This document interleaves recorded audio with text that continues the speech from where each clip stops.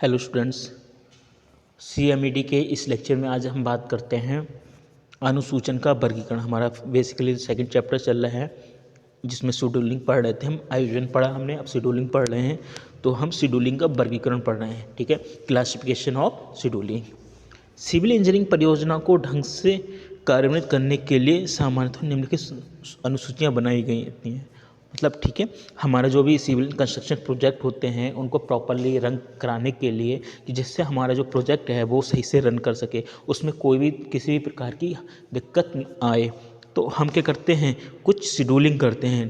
ठीक, तो शेड्यूलिंग कौन कौन सी करी गई हैं? निर्माण अनुसूची, दूसरी है सामग्री अनुसूची, फिर है श्रम अनुसूची, फिर संयंत्र अनुसूची। ठीक, पहले बात करते हैं निर्माण अनुसूची, कंस्ट्रक्शन शेड्यूलिंग। ठीक, अब निर्माण सिर्फ हम इस शेड्यूलिंग के अंदर हम कंसीडर करेंगे सिर्फ निर्माण वर्क, ठीक है, कंस्ट्रक्शन वर्क की बात करेंगे। ठीक, कंस्ट्रक्शन कहाँ से शुरू होगा? आपका मार्किंग से लेके फिनिशिंग तक का कंस्ट्रक्शन होगा। ठीक, मार्किंग होगी, फिर खुदान होगा, खुदान के बाद फाउंडेशन पड़ेगी, फाउंडेशन के बाद बीम पड़ेंगे, बीम के बाद स्लैब पड़ेगी, फिर उसकी छतें पार्टीशन बनेंगे।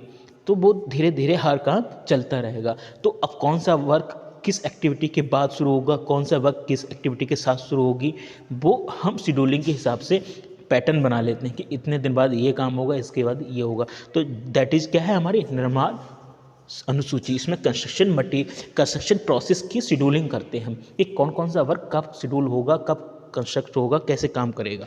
ठीक है, तो इसे क्या कहता है, निर्माण अनुसूची कहा जाता है। तो मतलब जो भी प्रोजेक्ट है, एक तो मैंने नॉर्मली कहा, ठीक, कोई भी प्रोजेक्ट है तो उसका जितने भी निर्माण वर्क होगा सबकी शेड्यूलिंग हम करेंगे। अगला है सामग्री अनुसूची। सामग्री अनुसूची का मतलब है कि मटेरियल। ठीक, मटेरियल आप जो मंगा रहे हो, कंस्ट्रक्शन मटेरियल जो मंगाते हैं, तो उस कौन सा मटेरियल कब मंगाना है, कौन से तो उसकी टाइम पीरियड डिसाइड करोगे ना, किस टाइम पे कितना मंगाना है, कब मंगाना है, सारी चीज़ें। क्योंकि अगर मैं बात करूँ सीमेंट की, ठीक, कोई भी प्रोजेक्ट है सीमेंट से ही बनेगा, लेकिन मैं सीमेंट की बात करूँ, ऐसा तो है नहीं कि 4 ट्रक आप मंगा के आपने सीमेंट स्टोर कर दिया स्टार्टिंग में, ऐसा पॉसिबल नहीं है ना। आप क्या करोगे, आपने यूज़ के अनुसार मंगाओगे कि मेरे एक दिन में कितना सीमेंट खपत है, तो उसी हिसाब से आप सीमेंट की क्या बनाओगे, शेड्यूलिंग करोगे कि आज मुझे 1 ट्रक चाहिए, या 50 बोरी चाहिए, 100 बोरी चाहिए, 10 बोरी चाहिए, 1 बोरी चाहिए। वो आपकी डिसाइड रहेगी कि किस दिन कितना काम होना है। तो आपका आप मैनेज कर दोगे कि मुझे इतने दिन इतना सीमेंट चाहिए, क्योंकि ज़्यादा स्टोर करने से उसकी क्वालिटी ख़राब होनी शुरू हो जाती है। ऐसे अदर मटेरियल की बात करी जाए तो वो भी क्या है, अब भाई ज़्यादा बजरे मंगा दोगे आप, ठीक, तो उसे आपको स्पेस चाहिए स्टोर करने के लिए, अब स्पेस की दिक्कत आएगी। तो उस प्रॉब्लम को रिड्यूस करने के लिए हम क्या है, अपने शेड्यूलिंग कर लेते हैं कि हमें किस दिन कितना मटेरियल चाहिए, तो हम कैलकुलेट कर लेंगे कि कब कब हमें मटेरियल चाहिए, तो उस हिसाब से हम अपना मटेरियल मंगाएंगे। तो ये क्या है, सामग्री अनुसूची कहलाती है। अगला है श्रम अनुसूची, लेबर अनुसूची। ठीक, अब आपने जब कंस्ट्रक्शन अनुसूची बना लिए हैं, ठीक है, निर्माण अनुसूची बना ली कि हमारा किस दिन कितना काम है हमारे पास, उस जितना काम होगा उस दिन उतने ही बंदों को आपको बुलाना पड़ेगा। ऐसा नहीं है 10 लोगों का काम है आपने 15 लोग बुला लिए, या 10 लोगों का काम है 8 लोग बुला लिए, तो वो काम डिले ना हो या एक्स्ट्रा हम पे खर्च ना बढ़े, उसको मैनेज करने के लिए हम क्या करते हैं, अपने कंस्ट्रक्शन के अकॉर्डिंग शेड्यूलिंग कर लेते हैं कि किस दिन हमें कितने बंदे काम पर रखने हैं। ठीक है, तो दैट इज क्या है, श्रम अनुसूची कहलाती है, लेबर शेड्यूलिंग कहलाती है। अगला है संयंत्र अनुसूची।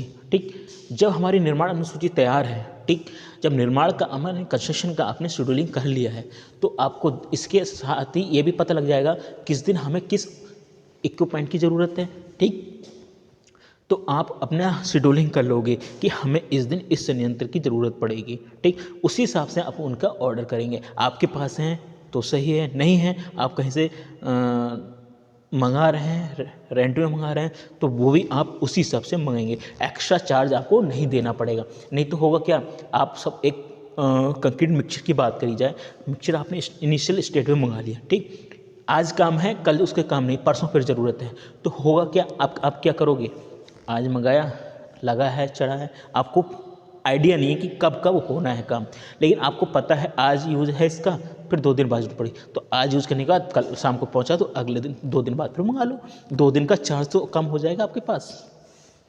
तो ये क्या है, अनुसूचियाँ होती हैं, ठीक, जिससे क्या है हमारा प्रोजेक्ट इफेक्ट नहीं होता है विदाउट एक्स्ट्रा खर्च, विदाउट टाइम पीरियड डिले किए अपना प्रोजेक्ट को हम प्रॉपर तरीके से रन कर लेते हैं। किसकी हेल्प से? शेड्यूलिंग की हेल्प से, ठीक है। बाकी नेक्स्ट लेक्चर में हम नेक्स्ट टॉपिक डिस्कस करेंगे। आज के लिए इतना ही।